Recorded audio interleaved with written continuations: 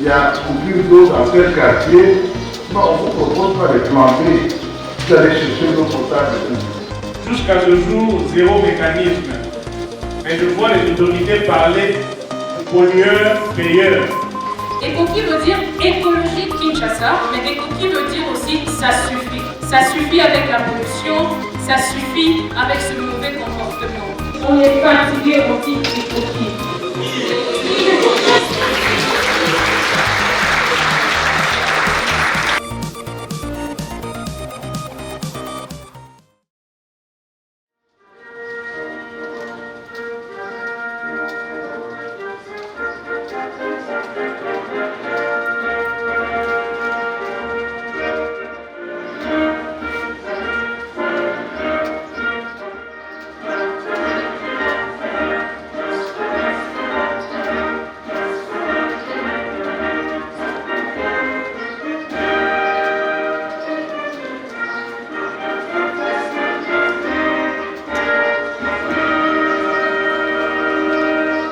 De Kinshasa organise en ce jour une activité scientifique avec comme thème pollution de la rivière Chikapa, solutions gouvernementales et avis des scientifiques pour une gestion durable des écosystèmes aquatiques en RDC. Nous sommes tous sans ignorer que 4 des 5 territoires de la province de Chikapa ont été atteints par les effets de la pollution de la rivière de Chikapa. Plus de 4000 cas de diarrhée, dont 12 cas de décès. L'eau qui est un support de la vie dans lequel on trouve des poissons et que ces poissons sont consommés par nous, sont vendus, ils donnent de l'argent. Cette eau qui est un écosystème est polluée par nos activités. Nos activités de type divers. Cela est partout dans le monde, mais en particulier dans notre pays, la RDC. Il y a de cela 3 mois passés. La rivière de Chikapa, dans la province de Kassai, précisément dans les chefs-lieux à Chikapa, a été polluée par une entreprise angolaise. Cette pollution a engendré la mort de plusieurs poissons et par le fait que cette rivière se jette dans une autre rivière qui est le Kassai. La rivière Kassai a été aussi affectée. Des poissons sont morts. Et on a dénombré en termes de perte de vies humaines, plus de 12 personnes qui sont mortes. Il y en a beaucoup qui ont connu des problèmes de santé et qui certainement jusqu'à aujourd'hui n'ont pas été réparés. Depuis le mois d'août 2021, le pays a vécu une catastrophe et les populations riveraines du bassin de la rivière Kassai, précisément le long des rivières Chikapa et Kassai, ont vécu cette catastrophe environnementale due à la pollution de ces rivières à la suite des activités minières ayant déversé des substances toxiques sur ces rivières depuis l'Angola par une industrie. Jusqu'alors, à travers les médias, nous avons appris toutes les démarches menées au niveau du pays par le gouvernement de la République. Selon certains médias, il s'agissait du fer qui a causé toutes les pertes, aussi bien en vie humaine que de la biodiversité.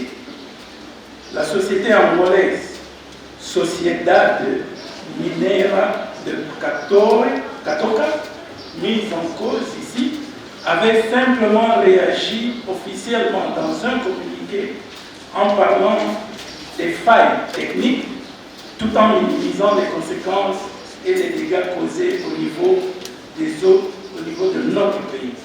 Car, selon elle, les matières à la base du changement de couleur de la rivière ne seraient pas dangereuses pour les populations riveraines. La rivière Chikapa est longue de 630 km et celle du Kassai s'étend sur 2272 km avec un débit d'environ 12 000 à 14 000 m3 par seconde. Si les dégâts se sont produits et poursuivis jusque dans la province du Kwilu, cela signifie que les tests qui devaient commencer à la source pour identifier le problème réel devaient se poursuivre jusqu'au niveau de Kwamutu sur des échantillons d'eau de sédiments, de la végétation et de la faune victime de cet accident, avec des autopsies humaines, dont 12 cas ont été notés, et animales. Ainsi, pensons-nous que cet atelier ouvrira des voies pour que nous puissions voir autrement l'avenir de l'environnement congolais. Je vous remercie.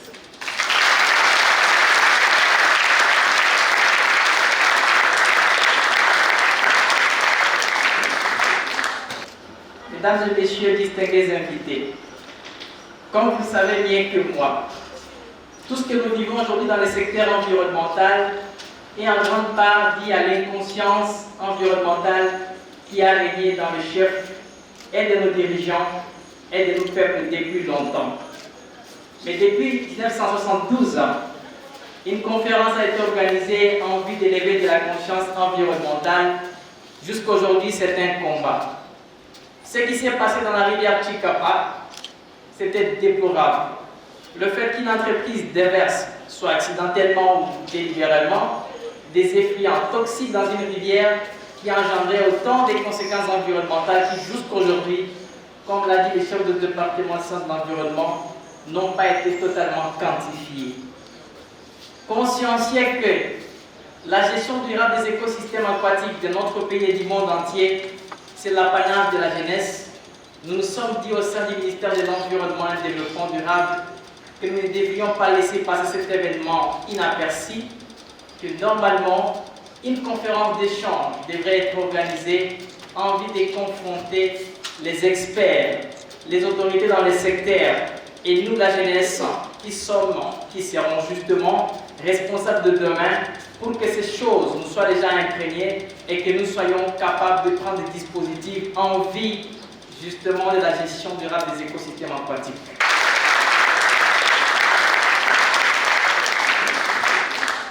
D'où c'est le nombre de morts qui étaient signalés. Et les petits-enfants qui ont connu des maladies diarrhéiques, des maladies liées à l'eau, je ne sais vous dire combien sont morts, combien sont restés vivants. Je pense que la première des choses qui devait être faite par le gouvernement, c'était des prélèvements immédiats, des échantillons dans les normes. Je veux voir ce qui s'est passé. Ce qui s'est passé, c'est quoi? Un mois après l'avènement de cette catastrophe, c'est un député national qui se trouvait à Irébo qui va prendre une gourde pour puiser de l'eau et ramener à Kinshasa.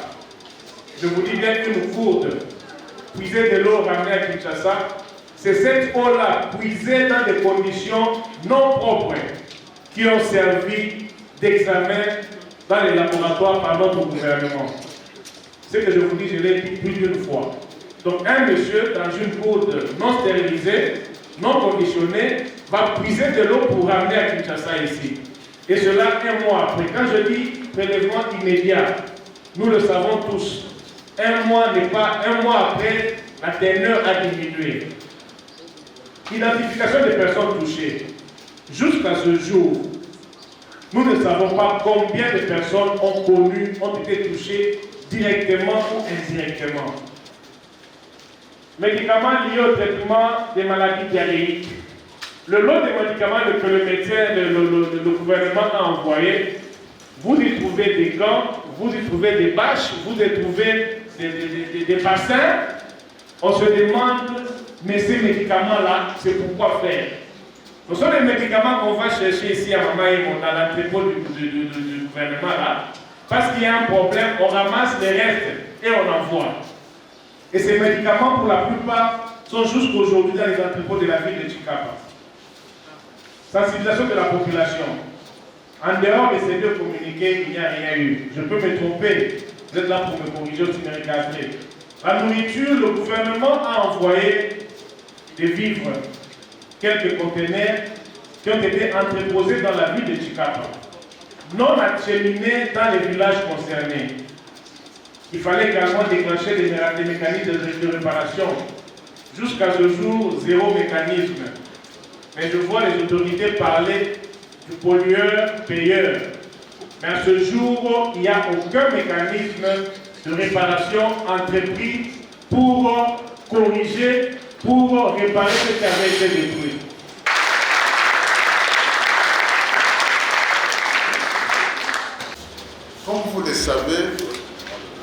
parce qu'il m'a été demandé de parler de la pollution des eaux au Congo. Et la pollution de la Chikapa sera comme un seul cas illustratif. Mais je parle d'abord du général en RDC pour relever l'état des lieux, les atouts et faiblesses, et scruter les perspectives. La RDC, notre pays, nous le savons, est un pays arrosé, avec un potentiel hydrique de plus de 16 000 mètres cubes par habitant, dans un pays vraiment des eaux douces. Et nous arrivons en deuxième position après le Brésil, grâce à son bassin d'Amazon. Nous, c'est le bassin du Congo. Et étant que deuxième puissance hydrique mondiale en termes d'eau douce, on devrait disposer d'une politique de gestion intelligente de cette ressource-là. La pollution des eaux, pour mieux la comprendre, nous devons d'abord commencer par définir cette pollution-là. Parce qu'il y a souvent dans les langages courants de la confusion. Toute contamination n'est pas une pollution. La contamination devient une pollution quand elle dépasse les normes légales. Or, nous sommes dans un pays qui n'a pas de normes. Donc, au stade actuel, il est difficile d'incriminer une entreprise en disant vous polluez parce que vous ne lui opposez rien. Et vous direz que vous polluez par rapport à quoi? Parce que vous n'avez pas de normes. Donc, c'est une faiblesse réelle. Une deuxième observation, c'est que la pollution est essentiellement due à l'action humaine, directement ou indirectement. Et cela engage la responsabilité de l'homme, d'où le principe de pollueur-payeur. Mais ce principe-là n'est applicable que là où il y a les normes, parce que vous devez calculer les dommages en fonction des normes, les dommages subis en fonction de l'intensité de la pollution, du degré de nuisance et de toxicité, et après vous facturez. Quand il y a une catastrophe, la réponse à donner doit être cohérente. Vous ne pouvez pas dire voilà, les eaux sont contaminées, ne touchez pas à cette eau-là, et vous abandonnez la population à elle-même.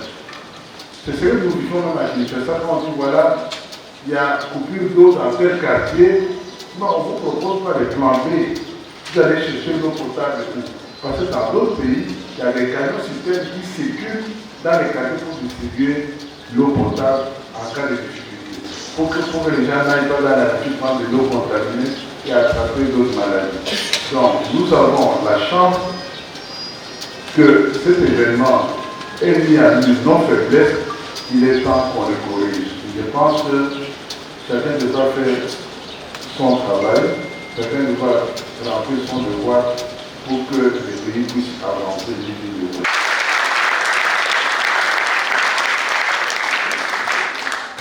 Exploitation artisanale, comme à Chikapa. On dit que ça ne détruit pas l'environnement. Non, l'exploitation artisanale détruit aussi l'environnement. Vous voyez au fond là, c'est la forêt. Ces gens viennent pour essayer de chercher de l'or. Ils ont détruit la forêt et ils commencent à creuser. Quand ils commencent à creuser, eh bien, ils vont faire des trous partout. Et même le sol, érosion. L'érosion, c'est un problème environnemental, non? Voilà, vous avez détruit la forêt. Vous enlevez la couche superficielle. Et nous savons que dans la couche superficielle, l'horizon A du sol, pour ceux qui font les cours de technologie, c'est là où il y a la matière organique. N'est-ce pas? Dans la forêt, photosynthèse. Mais quand vous détruisez, vous réduisez la photosynthèse, vous détruisez la couche superficielle du sol. Vous avez enlevé de la matière organique du carbone que vous avez jeté qui va se promener un peu partout dans la nature. Or, ce carbone a été séquestré pour des milliers et des milliers d'années. Mais vous l'avez déjà jeté. Et après, vous allez vous donner qu'il y ait des gaz de JS, gaz à effet de serre. Alors, donc, même l'exploitation artisanale détruit aussi l'environnement. Toutes les exploitations minières, surtout artisanales, provoquent la désorganisation des familles et la désorganisation scolaire. Et même pire, on va voir. Parce que Dans nos villages, comme notre honorable député, dans le temps, les gens et madame et monsieur, nous, on faisait l'agriculture. Ça produit de la nourriture, ça produit de l'argent. Dès qu'il y a exploitation minière, surtout artisanale, mais les hommes vont vers l'exploitation minière. Les femmes restent seules en train de faire l'agriculture. Donc, un problème. On change l'économie qui était là pour un village, pour les autochtones, production, subsistance, etc., à une économie d'argent.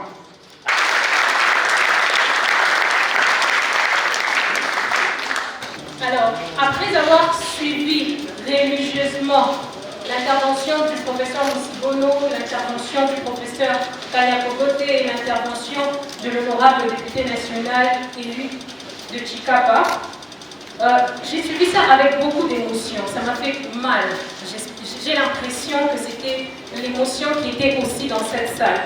Cependant, j'ai un petit problème, c'est que ça nous a montré comment on gérait mal les écosystèmes aquatiques, mais en mettant plus la responsabilité sur les industriels, sur les activités industrielles, en oubliant notre propre responsabilité.